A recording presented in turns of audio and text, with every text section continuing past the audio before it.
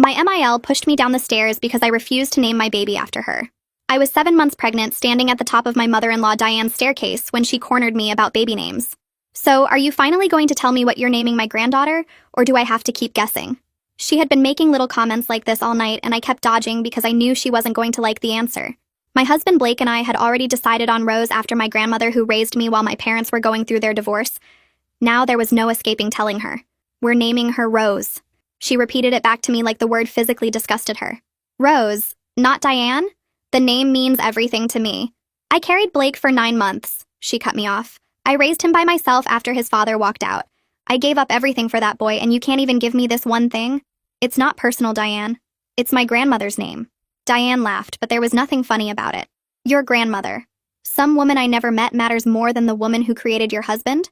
That's not what I meant, I stuttered out. Then what do you mean? Because it sounds like you're telling me I don't matter. That 32 years of sacrifice mean nothing to you. Her voice was getting louder, and I made the mistake of saying, let's talk about this later when you've calmed down. Calm down? You're standing in my house telling me my name isn't good enough for your disgusting baby and I need to calm down?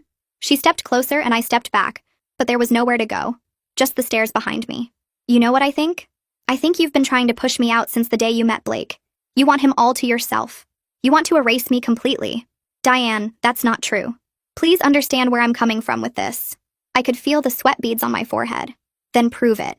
Change the name. Diane, you can't ask me to do that. Her eyes went cold in a way I'd never seen before. Wrong answer. Before I knew it, her hand was on my chest and she pushed me hard and I lost my balance and started falling. I grabbed at nothing. My hip cracked against the stairs and my arms wrapped around my belly because my brain could only scream one thing: protect the baby. When I hit the bottom, the wind left my body and I just lay there staring up at 40 frozen faces. Diane was still at the top with her arm extended, and for half a second I saw it. Satisfaction. Like she did exactly what she meant to do. Then it vanished and she came rushing down the stairs sobbing. Oh my God, she slipped. I tried to grab her. Someone called 911. Blake pushed through the crowd and dropped to his knees beside me. Baby, are you okay? Can you move? Is the baby okay? Diane was right behind him, wailing about how scared she was and how she tried to catch me and I couldn't take it anymore. She pushed me, Blake. She pushed me. The crying stopped. Diane stared at me with this wounded animal expression. Blake, do you hear this? Do you hear what she's accusing me of? She grabbed his arm and her voice went high and hysterical. I would never hurt my grandbaby. I tried to catch her. She's confused, Blake. She hit her head. She doesn't know what she's saying. Nobody said anything. Blake looked between us like he was watching his whole world split in half. Mom, just give her some space. Oh my gosh, how is this happening to me? She wailed as she went to sit down on the couch. The ambulance came. Blake rode with me, holding my hand the whole way. He kept asking if I was okay and telling me everything was going to be fine, but he had this look that told me he couldn't figure out which version of the story to believe. At the hospital, they hooked me up to monitors, and after what felt like forever, we got news that the baby was okay. I started crying so hard I couldn't breathe. Blake cried too. He kept whispering "thank God" over and over, and I thought, okay, now he believes me. Now he sees what his mom really is. But then he asked me what really happened up there. I told him again. He went quiet for a long time and my stomach started sinking. She was upset about the name, I know that. But she wouldn't physically hurt you? You probably lost your balance. Blake, she put her hand on my chest and she pushed me. He squeezed my hand like he was trying to comfort me through my own delusion. You're exhausted and you just went through something traumatic. Maybe your brain turned her reaching for you into something else. I could see it in his eyes. He needed this to not be true. He needed his mother to still be the person he thought she was. And I was so tired. The monitors kept beeping and my hip was throbbing and our daughter's heartbeat filled the room and I just wanted it all to stop. So I said maybe it happened fast. Maybe I wasn't totally sure what I felt. Blake's whole body relaxed and he kissed my forehead. Let's just focus on the baby being okay.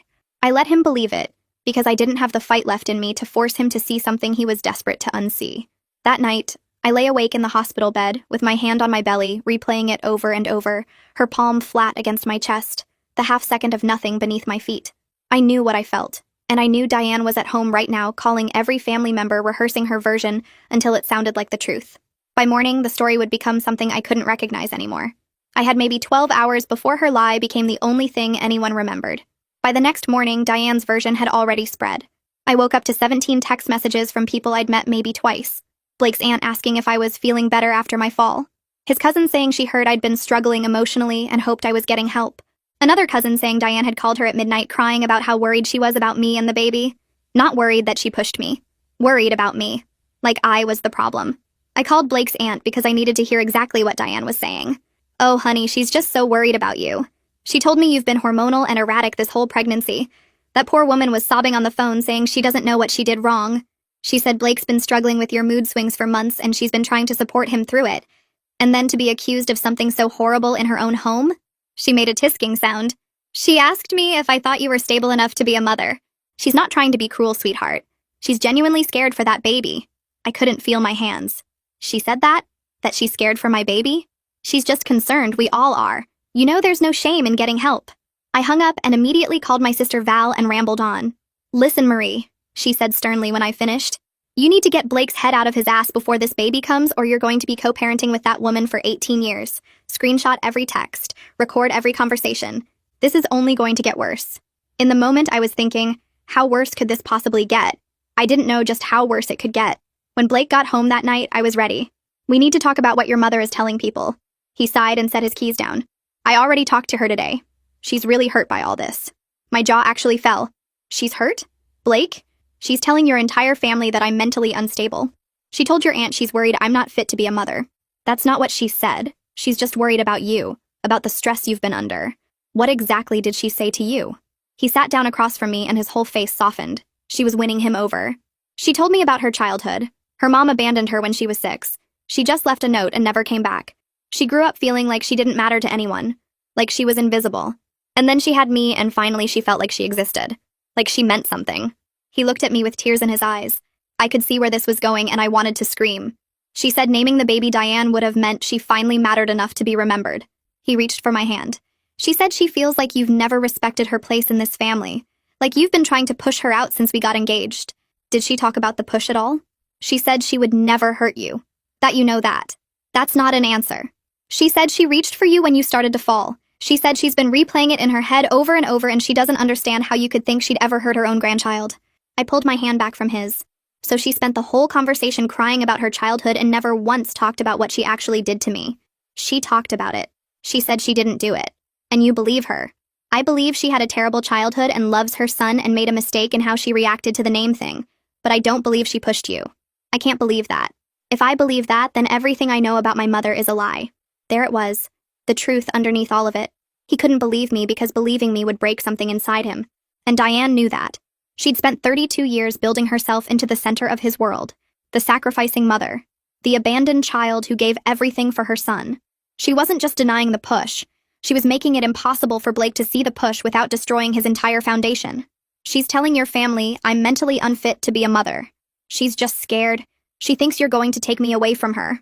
The air left the room. You're defending the woman who almost took our daughter away from us. He stood up and grabbed his keys off the counter. I can't do this tonight. Diane was making a plan, but she had also made a mistake. She thought I'd keep the peace and let this go.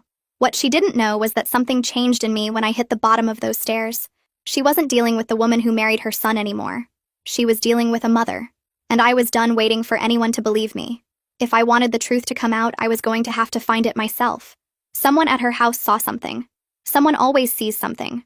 Tomorrow I was going to start making calls. The next morning I started making calls. Blake's cousin Jan had been at the party, and she was the only one who hadn't texted me with fake concern or asking if I was getting help. So I figured I could trust her. I sent her a message asking if we could talk and she called me within 10 minutes. I was wondering when you'd reach out, she said. I wanted to say something, but I didn't know if you wanted to hear from anyone in the family right now. I need to know if anyone saw what happened at the stairs. She went quiet and I could hear her breathing. I didn't see the push, she finally said. I felt helpless at that. I didn't know how I was going to win this war. But then Jan spoke. But I saw her face right before you fell. Her expression, Marie. She stopped. She didn't look shocked when you went down. She looked satisfied, like she'd done exactly what she meant to do.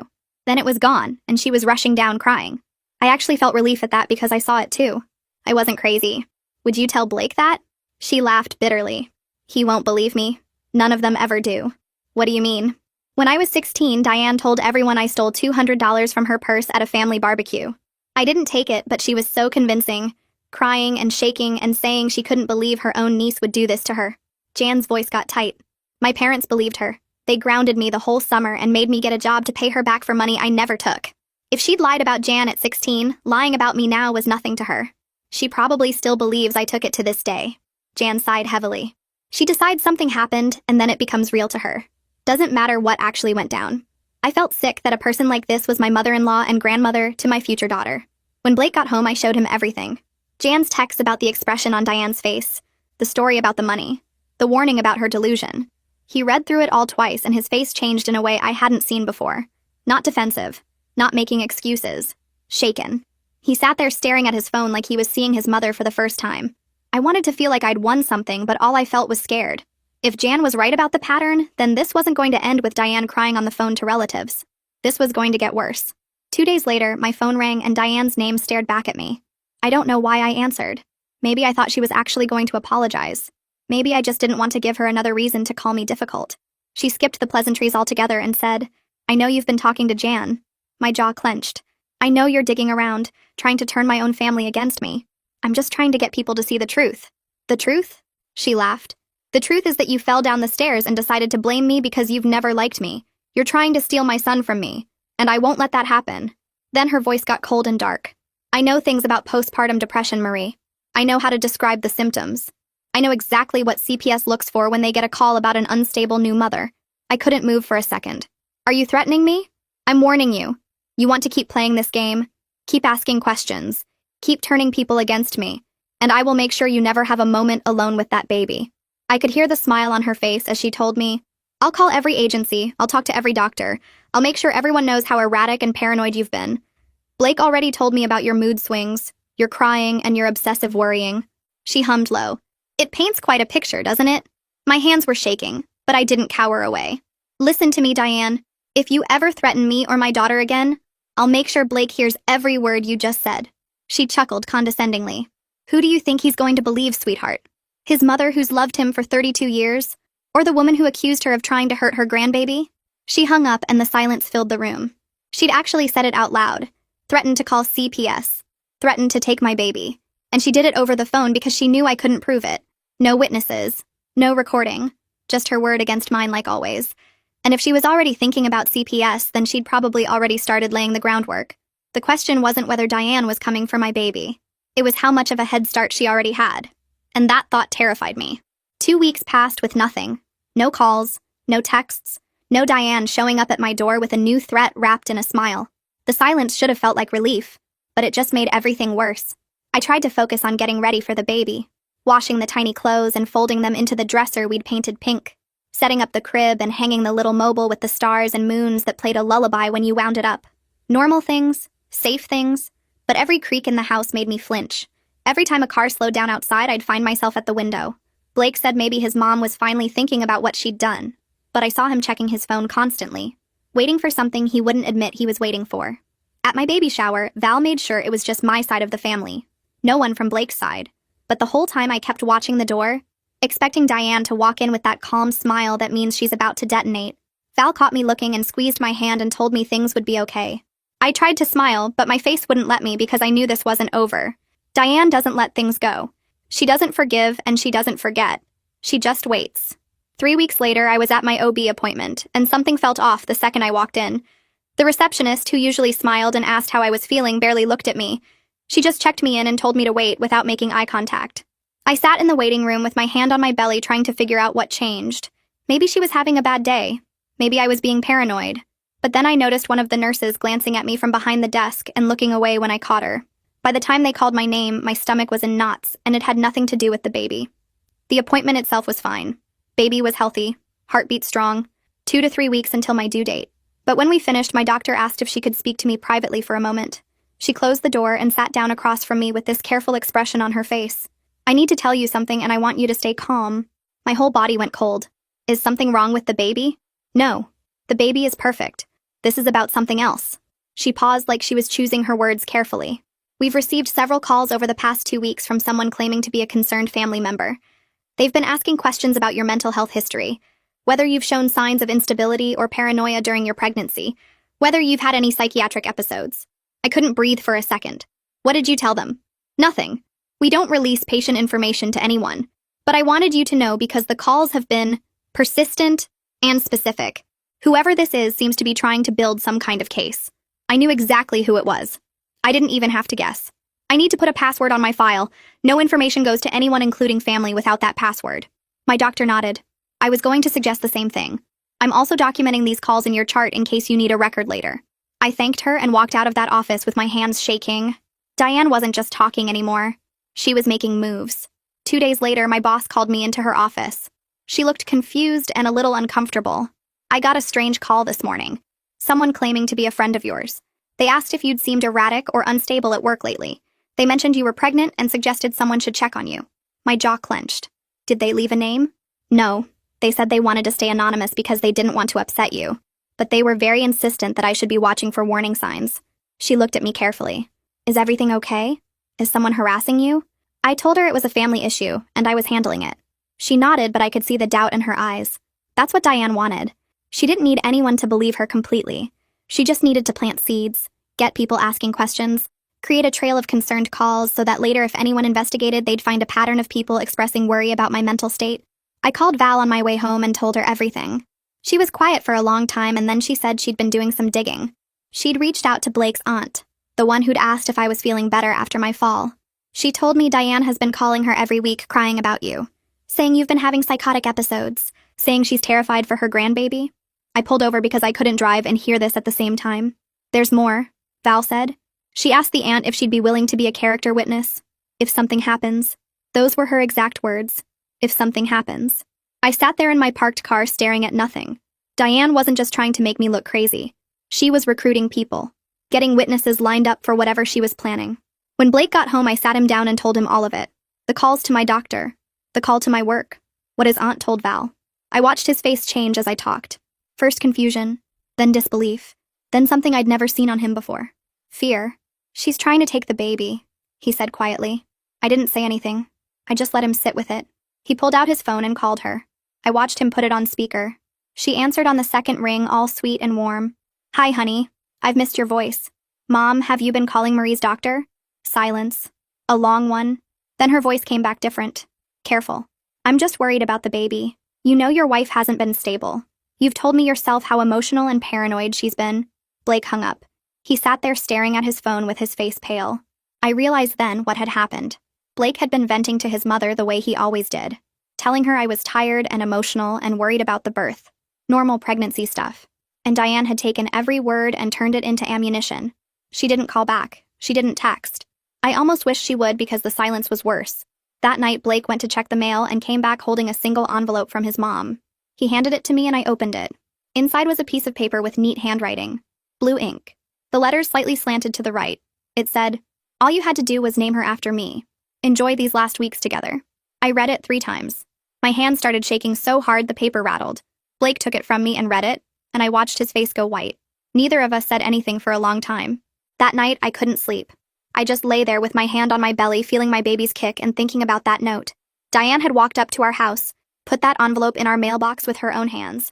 While we were inside living our lives, she was right there, close enough to touch our door.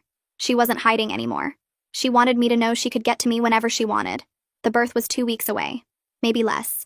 And Diane had made it clear she wasn't going to miss it. I went into labor at 39 weeks on a Friday morning. My water broke in the kitchen while I was making toast, and for a second I just stood there staring at the puddle on the floor, thinking this is it. Blake drove me to the hospital going 20 over the speed limit the whole way. When we got there, Blake reminded the nurses that his mom was not allowed in under any circumstances before I could. Her name is Diane. If she shows up, you call security. Don't talk to her. Don't let her talk to anyone. Just get her out. The nurse looked a little startled by his tone but nodded and made a note. He turned to me and took my face in his hands. She's not getting anywhere near you, I promise. I finally felt supported throughout this whole thing. After the note his mom left, he completely changed his tune and admitted to himself that his mom was a cruel person. 6 hours into labor, I was gripping Blake's hand through contractions that felt like my whole body was being torn apart from the inside. The pain came in waves that made it impossible to think about anything else. I'd squeeze Blake's fingers until I could feel his bones grinding together, and he never complained once. He just kept telling me that I was doing amazing, and our Rose was almost here. Then I heard yelling. It was distant at first, coming from somewhere down the hall. I couldn't make out the words, but I knew that voice. I'd know it anywhere. Blake's head snapped toward the door. No, no, no, no! The yelling got louder. She was screaming about her rights, about her grandbaby, yelled that we were keeping her away from her own family.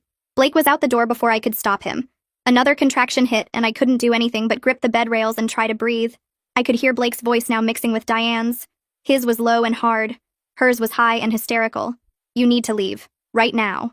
Blake, honey, I'm just worried about the baby. You know she's not stable. You've told me yourself. I said leave. I'm your mother. I have every right to be here when my grandchild is born. You have no rights. You lost them when you pushed my pregnant wife down the stairs. I didn't push her. She fell. Why won't anyone believe me? I'm being treated like a criminal when all I've done is love this family. You threatened to call CPS on her. You called her doctor. You called her job. You left a note in our mailbox telling her to enjoy her last weeks with our baby. You're not a concerned grandmother. You're a stalker. How dare you speak to me like that? After everything I sacrificed for you. I gave up my entire life for you, Blake, and this is how you repay me? By choosing her over your own mother? Yes, I'm choosing her. I'm choosing my wife and my daughter. And I'm telling you right now, if you don't leave this hospital, I will call the police myself. The nurse came back in looking shaken. Ma'am, your husband is handling it, but she's asking to speak to a social worker. She's telling people you've threatened to hurt yourself. I laughed. Actually laughed even though another contraction was building. Of course she is. 20 minutes later, a woman in a blazer came in and introduced herself as a social worker. She said she had to do a wellness check based on concerns that had been reported. What concerns? I asked through gritted teeth. Someone claimed you have a history of mental illness and have threatened to harm yourself. They said your husband is too afraid of you to speak up. Blake came back in right then. His face was red and his hands were shaking. That someone is my mother. And she's lying. She's been harassing my wife for months. She's been calling her doctors and her workplace trying to make her look crazy. Every single thing she told you is a lie. The social worker looked at me. Is this true? All of it. Check my medical records. Check the notes from my OB. It's all documented. I put a password on my file because she was calling pretending to be family. She looked at my nurse. Has she shown any signs of instability? None. She's been completely calm and cooperative. The only problem we've had is the woman in the waiting room. Then we heard Diane again.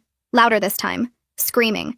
You can't make me leave. That's my grandbaby. She's poisoned all of you against me. You don't know what she's really like. Security had arrived. Ma'am, you need to come with us. Don't touch me. I'm not going anywhere. Blake, don't do this to me. I'm your mother. I'm your mother.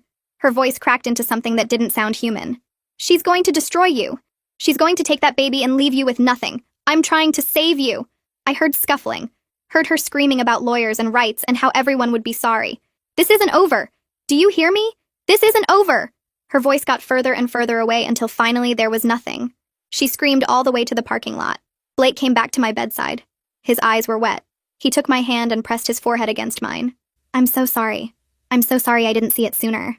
I didn't have the energy to respond because another contraction hit and suddenly it was time to push. Rose was born at 12:01 that night. They put her on my chest and she was so warm and so small and everything else just stopped. Blake was crying. I was crying. She had dark hair and tiny fingers, and when she opened her eyes and looked at me, I forgot Diane existed. I forgot the screaming and the threats and the months of fear. It was just us. Me and Blake and Rose. Our daughter. Named after my grandmother who raised me. The woman who made me feel like I mattered. Diane didn't get to take that. She didn't get to take anything. Not anymore. Blake and I filed a restraining order 3 days later.